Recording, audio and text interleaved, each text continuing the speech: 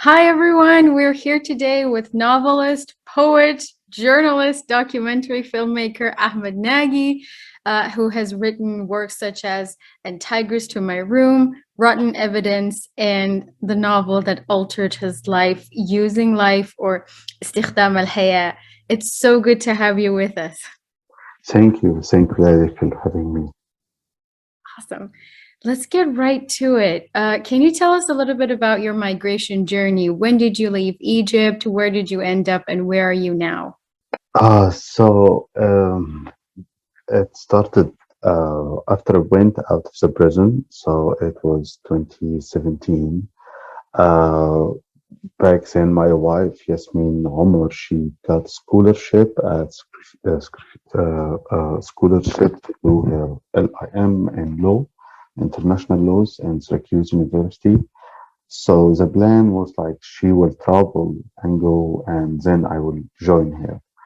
Uh, I went to the airport and they banned me from leaving the country. So it took me like a year and a half to be able to sneak out of the country. So finally, I arrived here in in end of July 2018. I arrived first at Syracuse because she was there. We stayed in Syracuse only for a couple of days, like 10 days or something like that. Then we moved to DC. We lived in DC for 6 months, I believe.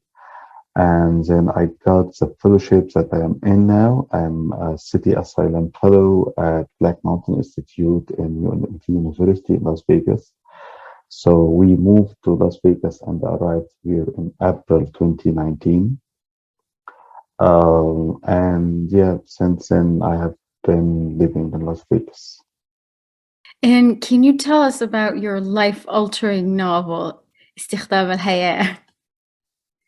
What happened and how did the regime, how did the government react to it? So yeah, I published a novel in 2014 called Using Life. It was published in Arabic and then translated into Italian language and English. What happened basically is that I have been accused by the Egyptian attorney, general attorney, of disturbing public moral and disturbing pornography in the novel and stuff like that. The trial was like a long quest, started in 2015. And then in February 2016, I was sentenced for 2 years for disturbing public morality. I believe it was the first time that writer being in Egypt being sentenced for such accusation, and so there was like a big wave and reaction of solidarity from like writers and intellectual and human rights and freedom of expression fighter in Egypt and in Arab world. And this kind of solidarity like really helped me to be able to pass the time in the prison and start again after getting out. I spent a year in the prison. I was out of jail in December 2016. Yeah, I mean, that is the headlines. Thank you for sharing that. And I did a little digging as well that you also received the PEN Freedom to Write Award. And I'm so glad that the global solidarity, let's call it regime, were able to influence the judges and get you released and lift your travel ban. Oh, what a journey, right? Yeah. So let's backtrack a little bit. What drew you to writing, and how does your relationship with Egypt like reflect in your writing? So I never thought of my relationship to Egypt before because I was living there. So and Actually, part of my writing was against this projection of like there is one identity for Egypt or one face to Egypt. Uh, my work was always making sarcasm of like what I call the Egyptian kitsch, which is like the what how usually the media and how people react or create this in my mind silly images about what is Egypt and what is the identity of Egypt. So I didn't question what my relation to Egypt back then, and I actually didn't care that much about like the Egypt because I know it's so big place and there is more than 100 million people. But I was more curious about Cairo. Cairo for me was more important than Egypt. And Sinai after that. Both are the two places that I lived for a long time for moving here to United States, and I loved and it was part of my DNA, what I become. And my writing was happening around Cairo, was always about Cairo or connected to Cairo, to its history and to its geography. And then you are forced to leave. You are forced to leave because you wrote a novel about the city, using life in the end. It's a novel about love and friendship in Cairo. And because of this novel, your whole life changed and you had to leave. You had to go into exile. And this is also a very important issue that I still like I know I belong now to a bigger identity called the immigrants identity, but I see myself more as an exile, which is an interesting situation because the immigrants, whatever the reason that pushed them to leave, they have connection to where they come from, and they have the right to go back. There is always a dream, and the ambition is to make it in the new land and then to go and show it. And actually, this cycle is part of the immigrant identity, and all of them want to do it. And this is why you found it. This is not only the Egyptian or the Arab, but you will find this if you talk to Latin American. They insist when they die that their body to be buried in like their village back to their home at their homes, which is the topic that's very interesting for me, but also because it's a question that I'm facing and I'm thinking about lately. But again, what I'm trying to say is my relationship with Egypt when I was living there, it didn't exist. I was part of it. I saw myself as an Egyptian writer, not because I'm writing about Egypt, but because I was born here and I am part of this collective identity. But then you left, and when you left, it take you time to understand the new place and where you stand. And especially if you are a writer, this is the daily question that you have to deal with it. I mean, uh, if you are an engineer or a worker or any other field, you could immigrants for them. Oh, you immigrant to here to continue your study, for example. And sometimes you are able to silence this question about yourself. But for a writer, it's fundamental to understand where you are. Actually, the journey to understand who you are and where you are. This is right. This is what you wrote about at the end. So I was faced with this question, and I'm still don't have answer. I don't have a clear answer, but I know some. But I know some facts. I know that past doesn't die. The idea of like cutting the past and forgetting about it, it never happened. And also, I know that you are not Egyptian anymore and you are not living in Egypt anymore. And I have the ambition and the desire to understand this new land, to understand where I am, what's because also I immigrant to America, United States, which is so different than other places. Like I lived before in Europe, and in Europe, you understand it's clear that if, for example, if you lived in Germany, it's clear even if you lived the rest of your life, you will not become German. تمام? Even if you have the nationality. But here with United States, it's built of this mixed identity that it's an immigrant nation, but they came and being labeled or put in stable boxes depending on their race and their religion and their color, um, which is a funny process for me because you arrive here and you suddenly discover a new label that you care. I always tell everyone, like for me, I remember very well after a couple of months arriving here to discover or understand what is it to be brown writer, what's the meaning of that. Or Arab American, like what is the meaning of Arab American? What is this supposed to mean?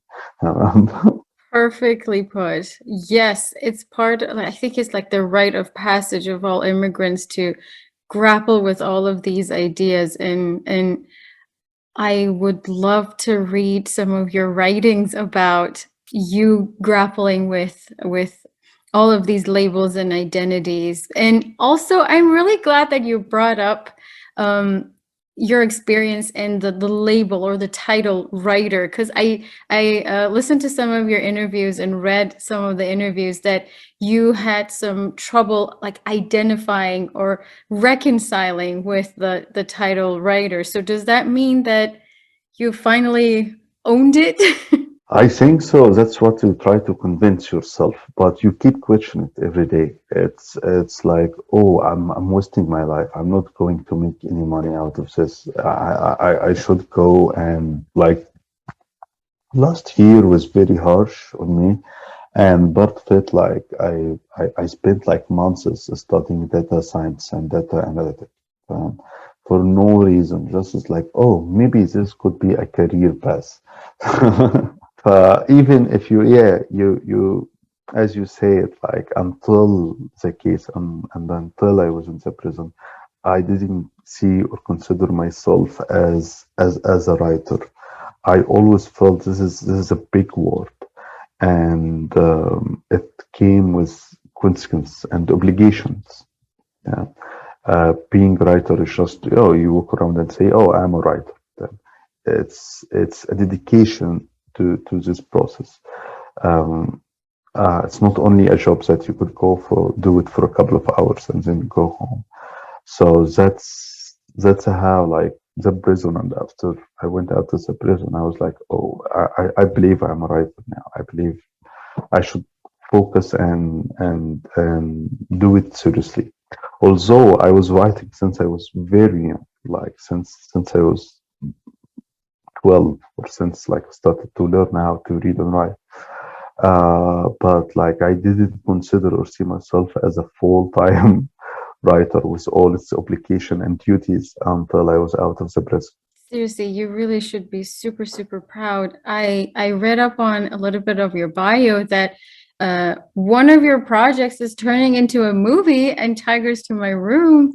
And we're going to talk about your new project as well. It's fascinating. You should be super proud. And I want to get into a little bit on your process, because you talked about your relationship with language and being an exiled author. What does your writing process look like? How do you tackle writing these days? I don't know. But it's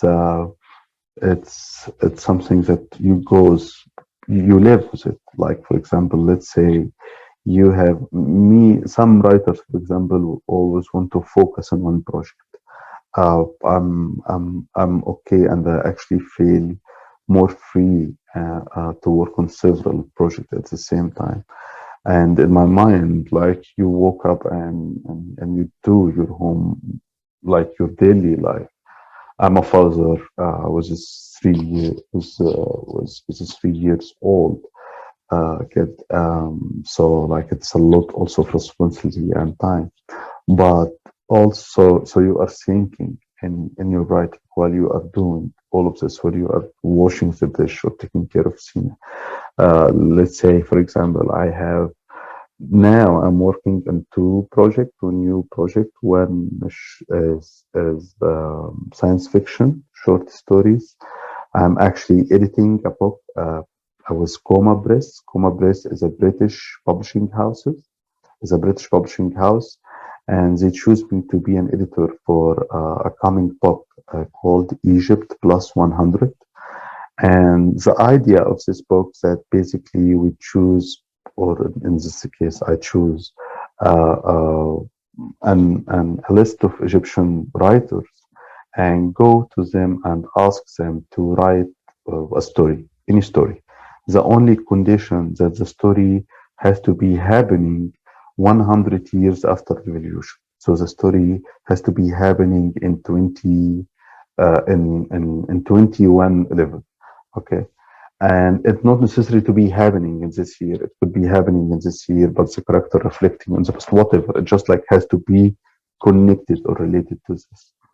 And the idea of the project is we choose writers that they are not necessarily writing science fiction or futuristic work, but when you give them this chance, sometimes it tickles something inside their head and they write the story. So I work with them and we choose the story and then we translate them into English because the book will be published in English. We translate the story in English and then publishing it. So I suppose I have a story that I should submit to myself also. I should finish and I should like write a small essay about like the science fiction writing in Arabic literature and in third world country and how I see it. And what is the difference between science fiction in South and North, and why they claim there is no science fiction literature in South countries or East. So this is what I'm working on. Plus it, I'm working on my other project, my next book. It's nonfiction book called 33 and the Paradise. I won a FAQ grant last year for to work in this book, and also my fellowship was renewed by Black Mountain for another year to continue working this project. And this project, this book, 33 and Paradise, it's about what you're asking about. It's about the experience of an immigrant in the United States, but it's not only a diary. It's not another book about like immigrants came here and difficulty, blah blah. But like we start from personal details or personal story, and then dig into the history and the archive. Uh, I'm reading, for example, now law cases of the first people in 1911 and 1915 to be the first Arab immigrants at this time to be considered as white, and why this happened and how the court ordered that and why it happened, what does it mean, and how it affected and shaped and created this thing that we now call the Arab American. I'm writing, for example, part of this book is about this death and graveyard, and this for immigrants, how immigrants and exiles think in this. You see, most of immigrants here, you come here and you have this ambition and this desire to have a house, to start again, and the meaning of starting again is to have a home. And yeah, you will think about home and buying home or renting, and of course for immigrants, when you reach this level of, oh, I bought a home, tamam, or I have a land here, tamam, it's a huge step. It's like, oh, finally you have a roots. But then the question comes, what about this? Where my body will go? So for example, I'm telling you all of this because in my way to drop my daughter to preschool, I will pass by a small graveyard in Las Vegas. So you have this question about, oh, I want to write about this for immigrants, and then you see the graveyard, and then, oh, maybe I should check this graveyard, and then you start to do research, and you discover for some reason there is so many graveyards in Las Vegas. Um, and a very interesting situation, like for example, in Las Vegas, there is an Islamic graveyard, which is like I lived in Virginia, for example, and in Virginia and in other states, you will have the city graveyard, and the part of it will be dedicated to Muslim. But here in Las Vegas, there is a separated Muslim graveyard. So you see, like I'm just like driving the car and driving to Sina, but you notice something, and this something is connecting to what you are working on. So you say, okay, I'm doing research about it. You found this Islamic graveyard, you got the number. So okay, I'm going to call them and ask them if they have time to give me more information or to do an interview with someone there. So you live in this process of writing, and you continue thinking, taking notes until the step of writing the text itself. It's the easiest part. I mean, this is the silliest and the easiest part, at least for me. I never had what people like, oh, writer block, or I don't know what to do, or blah blah blah. I just sit and wrote it. But what's most important for me is the step before it, is because this is where all the thinking is happening, and it's not necessary you have the all details, but you start to build this vibe, knowing like what kind of language I need here, what kind of sentence, what kind of poetic or metaphors that I'm going to use here, and then you sit and write. The hardest part come in the end is the editing, of course. Usually, this is the longest step. I finished a novel and I sent it to my publisher a couple of weeks, and really, like the whole novel, I wrote it in a couple of months, in like 9 months. And it's a very short novel. It's a novella, kind of novella, but the editing of it took me like 2 years and a half. So yeah, this is the process of writing. I so appreciate you sharing this. It was so beautiful. And I know editing can be such a doozy, but I cannot wait to read your new projects. They both sound incredibly fascinating. And I want to get into how your work has been received by the immigrant communities. How have Egyptians in the diaspora connected with your work? I really don't know. I mean, I have been only here for 3 or 4 years, and I live in Las Vegas, so I'm not in one of these centers where there is a lot of Egyptian and Arab, like in East Coast or LA. Most of Egyptian even that I know is like Egyptian people that I know before leaving Egypt. Like they used to live in Egypt like me, and they are exiled here, like Bilal Fadl or Basim Youssef, or other friends, or Nancy Oqil, or other friends that I know. So and I'm still, yani, I know I'm considered to be part of like Arab American or Egyptian diaspora or whatever, but I'm still don't understand like what does this mean, and where to find this community. I'm trying to be open. I'm reading a lot of book by Egyptian American and Arab American, but I started also to get the sense that there is always a gap that exists between the second generation, or the first generation who are born here to Egyptian or Arab parents, and the first immigration, like in my case, for example. Like I look to my daughter who was born here, and she's American. She even doesn't hold Egyptian passport or Egyptian nationality. and I look to here, and I see, like, I sometimes I see here as like Egyptian American. Like it's even started to appear because now she started to speak, and we try to speak Arabic in the house. The repeated story, I believe, for most of Egyptian Americans. We try to speak Arabic in the house. I give her more attention for her Arabic, and read with here and do activities with her. I'm planning to teach her Arabic, not because any identity things or stuff like that, but because as kind of inheritance. I mean, I don't have money, so I can't. I know I will not leave her money, and the only thing is that I could get to here is my knowledge, and part of my this knowledge is the language. That's I'm sure it will help her in the future in a way or another.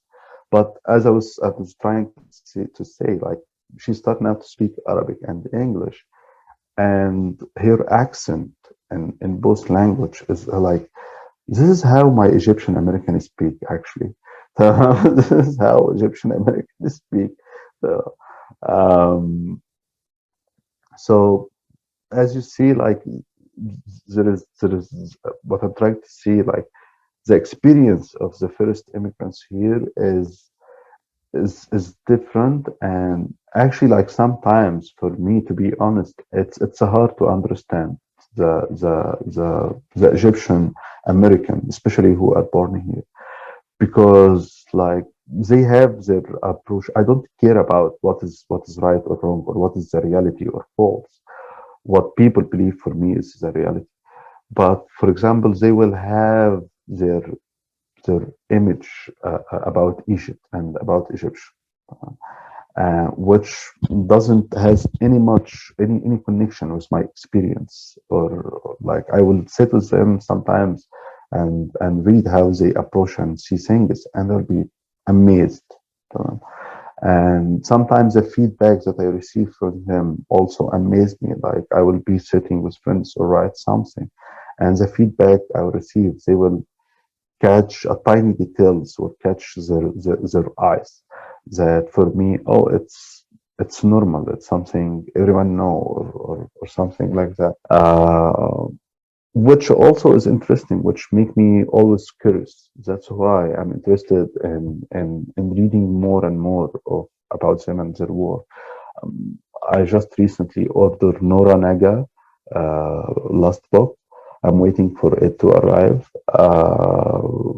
And I like your writing. I only read a couple of expert and small essays by her, but I'm looking to read it also. So hopefully next time that we talk, I will circle back to this question to see how your analysis of the diaspora has changed. And also, I absolutely loved how you said your knowledge in the Egyptian heritage is your daughter Sina's inheritance. That was, wow, that was so beautiful.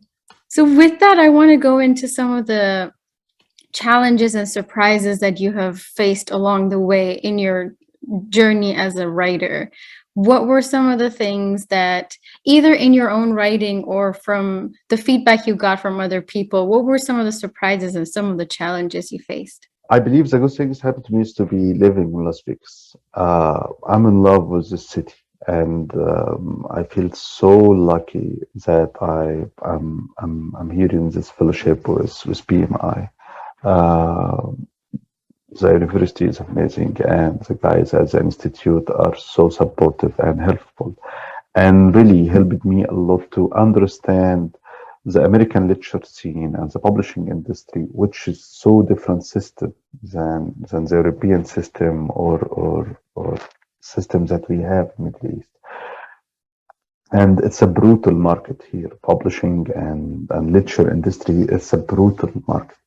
And I'm sure it was impossible to understand or navigate my way without PMI and the doors that they open and the chances they open. My last book, that was published in Arabic, written evidence, reading and write in the prison. Recently, also, I signed a deal with Maxwini Publishing House to publish the English translation of it. So it's supposed to be published September next year, September 23. Currently now, Catherine Halls is working on the translation, and Daniel Gambini, the amazing, beautiful American writer. If anyone didn't read his lovely novel, The Boot Builder, I recommend it. He's going to be the editor for the book. And I'm so excited about this because the plan that we came up, that Catherine will translate the text, the full Arabic text, and then Daniel will work as an editor. And our plan is like we will work with the English translation as it's like a draft. So I'm willing, me and Daniel, we are going through it, and I'm willing to write and change stuff depending to make it more readable or changing it in a way that you imagining an American reader is reading it, which is a challenging also. And the idea also is it challenging and feel weird in the literature and books world. Usually, if the book is written in language, the translation is supposed to be supposed to be the exact text. But we are dealing with it as well. Yeah, when I wrote the book in Arabic, I wrote it for an Arabic reader. So, and this is a book about reading and writing in prison. It's not a diary about another prisoner. No, it's just like focusing on what books do in the prison and what reading and writing do for prisoners. So to be able to change this, so it was written to an Arabic reader. So now, as it's getting translated, I believe, there is a lot of details need to be changed or need to be adjusted, and it's a very interesting experience that I'm heading to. We did a short trial of it last year at the Believer Mag. We published an expert from the book. Catherine also translated, and Daniel worked and edited. And I wrote like more than 2,000 words that didn't exist in the Arabic text because it didn't make any sense back then. And what I wrote, for example, and this is to explain it. So, in the expert that we published at the Believer Mag, we changed it. I start by talking about Oli's book by James Joyce, Trial. This is a book that was banned in the United States by New York court. So I got the trial and the court paper, and I was reading it. And this is a trial that happened in 1939 or 1938, something like that. And basically, a publisher was trying to get the book, Audition by James Joyce, into the United States. And at New York port, they stopped and banned the book. So the case went to the court, and it was a big issue and the big long trial. But it was a mess for me when I was reading the trial. It's the same. Like there is a sentence that the prosecutor was saying in the American trial in 1938. Like I hear the same sentence from the prosecutor in my case. Like the two prosecutor, for example, will say, "Oh, we can't read publicly the paragraph.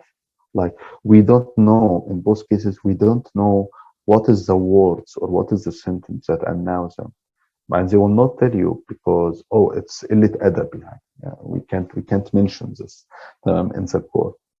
So it's the same technique." And the lawyer also, the defender will use the same technique.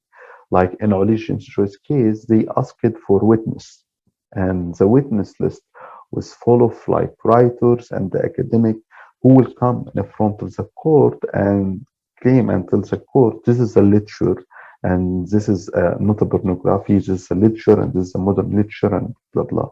And in my case also, this is what we did. We brought defender and we brought writer to give the testimony and to tell the court, this is a literature, not a pornography. So in the Arabic text, I didn't wrote about James Joyce's case, but in the English translation, I changed it and I wrote about Ali's case, because by this way you are able to build connection with English or Anglo-Saxonian reader or whatever who's reading in English. But you are able to build a connection with him. Oh, this is a case that happened, or a story that has happened in another country, in another time.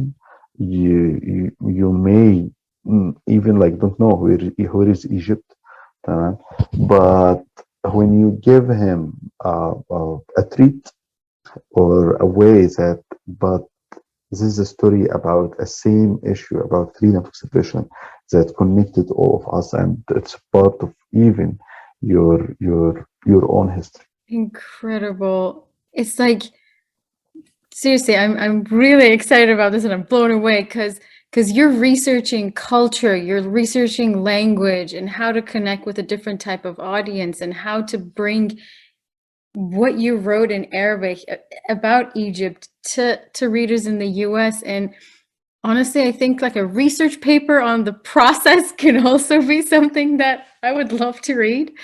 And with all of these things that you've gone through, with all of the changes in your routine and all of the like different ways of dealing with language, what does Egypt mean to you now? I don't know. This is a hard question. I need to think one more time about it. I try to be optimistic, but I know this is an illusion.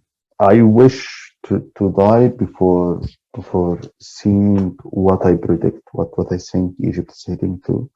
I wish, yeah, everything is not only like people when they talk about Egypt now, especially we are so much focused on like political scene and Sisi and the regime and the prisons and blah blah blah.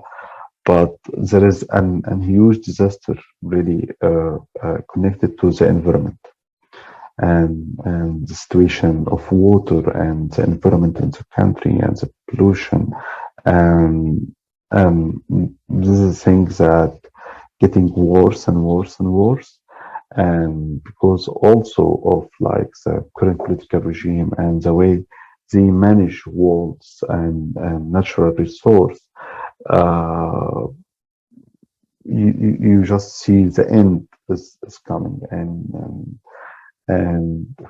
actually this is part of the Egypt history. Like when you read the Egyptian history, it's a circle of apocalypse and then going up. But this apocalypse sometimes it takes centuries in Egypt's history.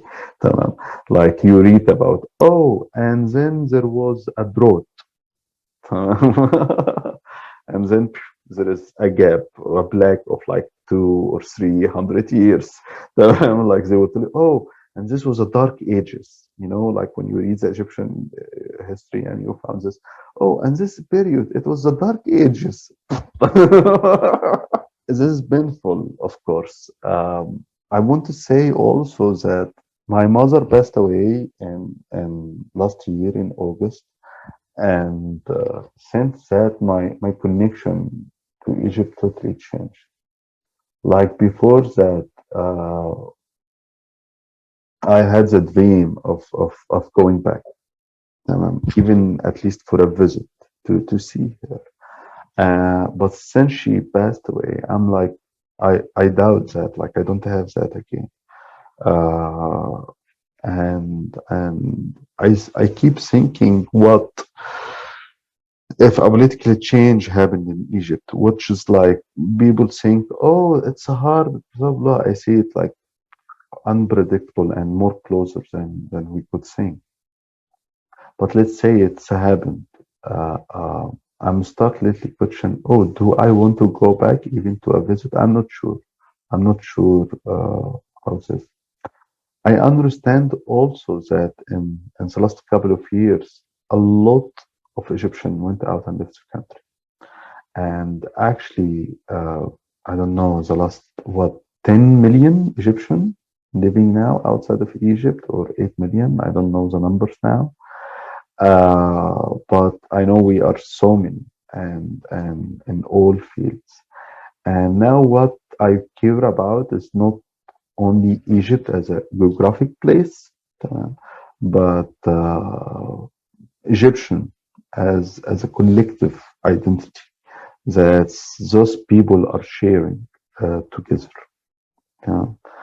Um, and I'm thinking and question more and more, what is this collective identity image? And I believe it's an important thing to think about. Like when you ask me, oh, what do you think about Egypt? I believe we all need to think about Egypt, not as like, oh, I'm thinking about Egypt أم كلثوم والشاي والأهرامات. لا يعني كفاية الخرا ده. What I'm saying about thinking about Egypt, that there is a huge problem in the texture of like the Egyptian society or nation. The idea of the Egyptian nation is very, people think it's a very old. No, it's very new. Um, like, yeah, now we try to imagine ourselves as, oh, we are Egyptian, we are 7,000 years. Oh, it wasn't ever like that. If you went into a travel machine and you went into 19th century, then no Egyptian will tell you, oh, I belong to the pharaohs, or I belong to identity that goes 5,000. It's just like the modern Egyptian nation that shaped itself by the end of 19th century, started to build these layers of images. Uh, and then the 1952 happened, and we went under a military regime. And in the last 70 years, what we are seeing is a fighting, because at the end, any military regime is a fascist regime. And fascist regime is always want to produce one image about what is Egypt. There is this idea that always, oh, we are all one, we are all united, we are all one. No, we are not one. This is a big lie. And I think one of the worst mistakes that happened during the revolution, the January Revolution, was like this obsession was like unity and being one. No, we are different. And the idea is, all these people who are different, they need to be elevate themselves from this image or this identity that we are one, or there is one Egypt, or a way to how Egyptian should look. No, this never exists. Never exists. It's just an image that been projected by the authority, by the military authorities that been controlling the country, media, and censorship in the last 70 years.